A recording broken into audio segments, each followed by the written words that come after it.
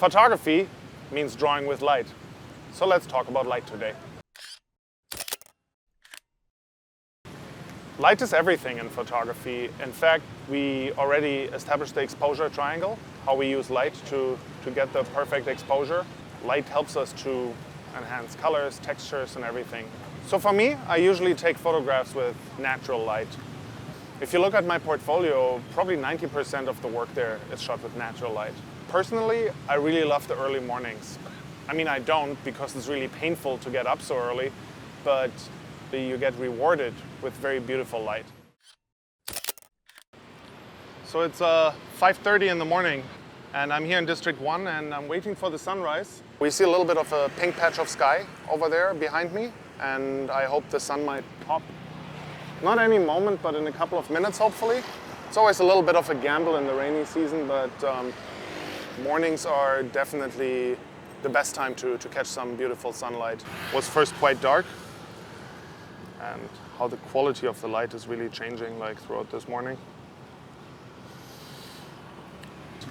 Of course, if you're a commercial photographer, you might use studio lights. Most of the time, natural light is not only perfectly fine, but really beautiful. If you know what you want to shoot, you can pick a time of the day to convey a different atmosphere.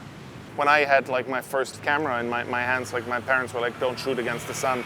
And I think in general that's true. If you want to make use of the automatic functions of your camera and want to expose something nice, but actually if you shoot against the sun, it's maybe a little bit more tricky, but you can get beautiful things such as silhouettes and lens flare and so on. Not everything might work, but it's definitely worth trying. I see this sky right now.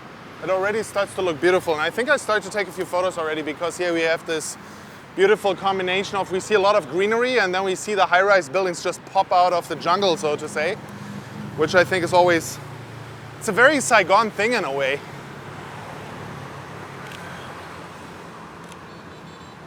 So this type of composition, we call it juxtaposition, where we see two very different things in one frame. So I'm gonna change my aperture to f22. Hold the camera quite still and we get a little bit of a motion blur. Yeah, and here I'm getting some shots that really work for that. Fantastic. Late afternoon or the golden hour is another great opportunity to take photos.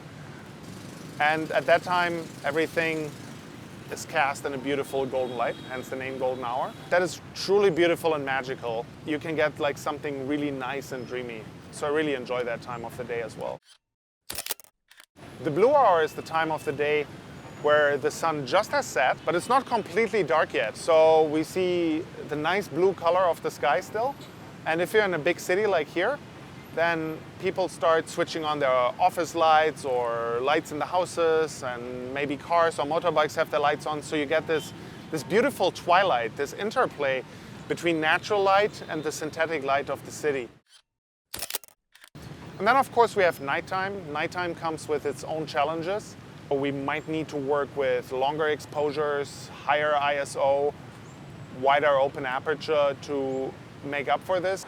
So I'm out here in District 2 facing to District 1, and I have a little bit of some traffic here. So I want to get a little bit of the motion blur of the traffic, and I use a tripod on long exposure to get a beautiful nighttime shot. And I think it's going to be very nice combination of different things. You get the motion blur here and the traffic a little bit.